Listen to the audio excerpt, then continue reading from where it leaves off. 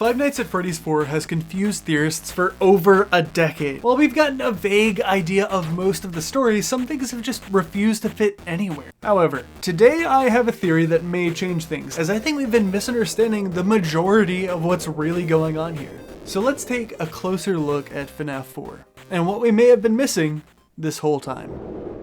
For our purposes here, I want to focus specifically on the night sections. The minigames are important, but we'll try to come back to those a bit later. So to get started, let me give you a brief recap on what we know about these night sections. For one, whatever's happening here is not a true depiction of reality. Although we know experiment chambers like this do exist, similar to the ones in Didophobia, this seems different. It's even implied to be a dream in the survival logbook, and speaking of which, we know that the player character here is Michael Afton. In said survival logbook, Michael draws Nightmare Fredbear, an animatronic who only the player character would know of. Therefore, the player character has to be Michael Afton. Lastly, these dreams happen after FNAF 1, as you can hear a scrambled up version of the FNAF 1 phone call mixed into the ambience. Altogether, the picture is pretty clear. These night sections depict dreams had by Michael Afton sometime after the events of the first game. Under this interpretation, those nightmares are assumed to be inspired by some prior exposure to the experiment chambers we see in Sister Location. And for a long time now, all this has been the community consensus. That being said, something about this theory has never really sat right with me. It makes a ton of sense, but it makes certain aspects of these nights seem arbitrary, almost like we're missing something important.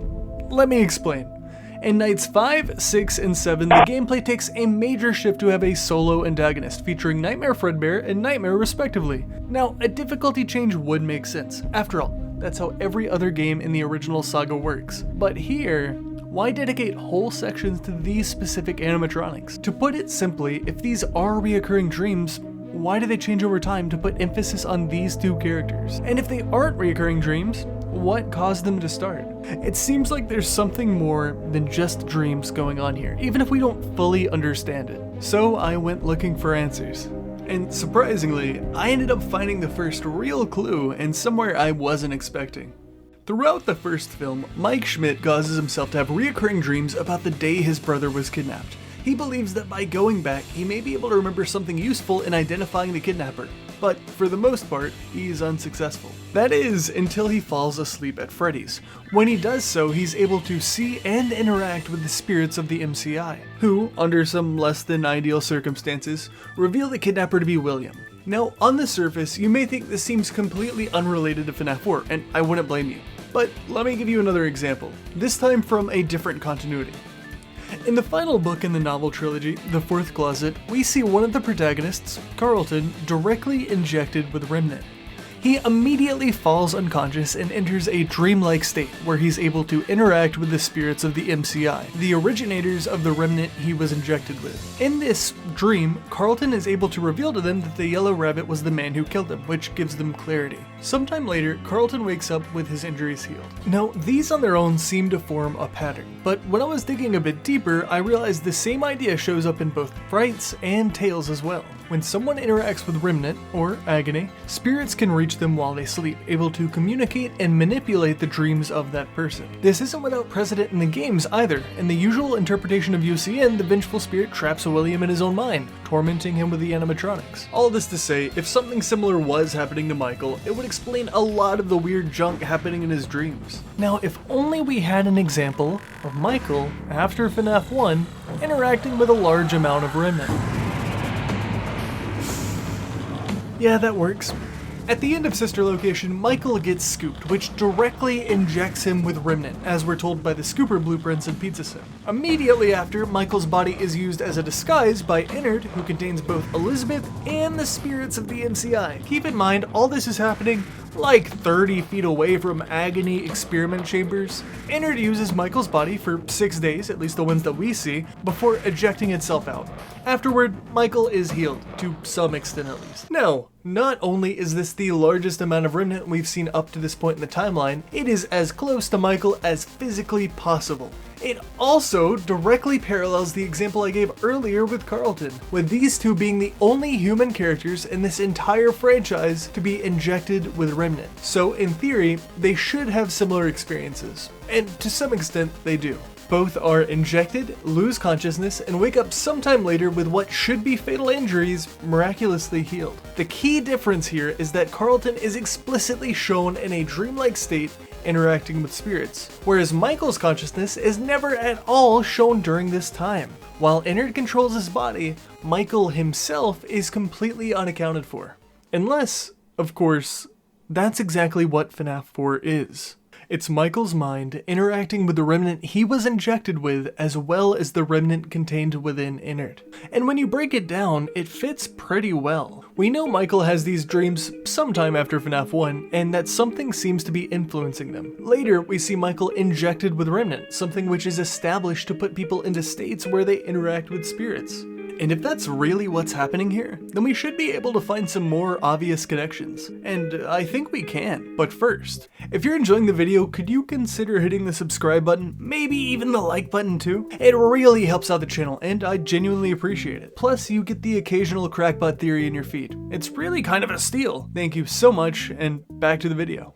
Looking at FNAF 4 through this new lens, a lot starts to stand out, but here's something you've probably heard before. The Nightmare animatronics follow the same attack patterns as their counterparts from the first game. Bonnie attacks from the left, Chica from the right, while Freddy and Foxy punish you for not keeping track of them. Under the previous interpretation, this was sort of written off as Michael's mind distorting his experiences from the first game. But through this new lens, there's a much cleaner explanation. They behave the same because they are the same. The spirits of the missing children are present in both, influencing how these animatronics act in each instance. But what does that mean for Nightmare Fredbear and Nightmare? Because those two don't fit the same pattern. Everything we've talked about so far has had a clear parallel. But in FNAF 1, Golden Freddy doesn't function like a normal animatronic. Nightmare is even weirder, with no direct FNAF 1 counterpart at all, instead only appearing in this game as just a shadowy version of Nightmare Fredbear.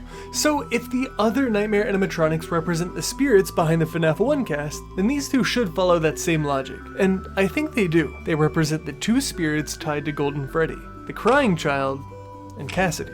That would explain why they're treated so differently. They appear later, they're more aggressive, and they carry far more weight than anything else in these sections. If one of them is the Crying Child, Michael's younger brother, the one he directly caused the death of, that alone gives this encounter a completely different meaning. But then there's Cassidy, and that raises a much bigger question. Why would this so-called vengeful spirit, or at least the fifth member of the MCI, have any reason to target Michael at all? And more importantly, why would any of these spirits be targeting Michael? Well, there's actually a really good explanation for this, and it all comes down to an often overlooked line from Sister Location. In Michael's speech, the one where he describes what he's done and what he's gone through, Michael says the following line. They didn't recognize me at first, but then they thought I was you. This one line pretty much completely recontextualizes the ending of Sister Location. At the time of Michael's scooping, the spirits believe him to be William. And as we learn later, not all of them are willing to let death be the end for their killer. Instead, in UCN, the vengeful spirit torments William within his own mind, forcing him to grapple with the past animatronics and giving him a taste of his own medicine. I think that exact same thing is happening to Michael. FNAF 4 isn't random, and it's not just a twisted memory. It's a punishment. But unfortunately for Michael, they got the wrong guy. Interestingly, this would also place Michael in direct contact with the two spirits tied to Golden Freddy, the same two spirits we later see communicating through the survival logbook. If that connection is real, then this could be the point where that link is first established. But we'll come back to that a little later when we talk timeline. For now, there's still one more problem that needs addressing, because right now we have a small, rabbit-shaped hole in this theory.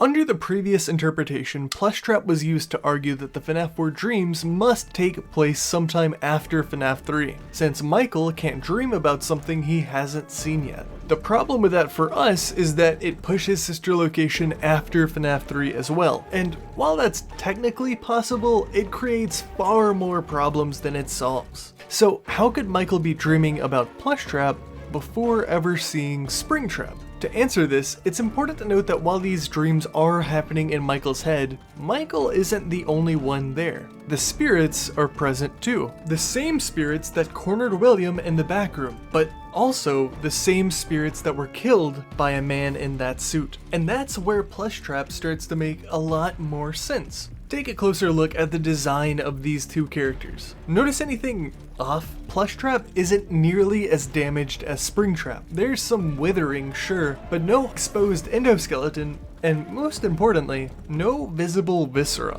which is basically the thing that makes Springtrap Springtrap. That's because I don't think Plushtrap is based on Springtrap at all. In all but name, it far more resembles a pre-spring-locking spring body. Plushtrap even sits in the same slumped position we see in the minigames. It's the posture of a springlock suit in suit mode, and it's the same posture we see with Golden Freddy. The spirits, in this case, are using the very suit that took their lives as a weapon against the man they believe to be their killer. And that, of course, brings us to a timeline of events. Since these dreams are happening after FNAF 1 but before FNAF 3, we can just put sister location and the dreams there. Though that's a little unsatisfying, isn't it? I feel like we can get a little more exact if we dig just a little deeper. Do you remember way earlier in the video when I pointed out Michael drawing Nightmare Fredbear in the survival logbook?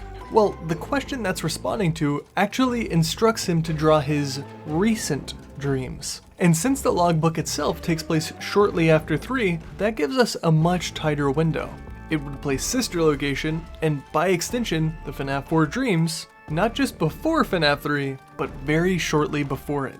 Now, how recent is can really vary. It could mean days, it could mean weeks, maybe even longer. But the wording still points to these events being relatively close together, not years apart. Placing them this close opens the door for so many other interpretations. For example, a while back, Shizu put out a theory that Innard could have been the Fright Guard at Fazbear's Fright. I don't necessarily think that's required for this timeline to work, but it's the kind of idea that becomes a lot more plausible under this placement. Either way, the important takeaway is this.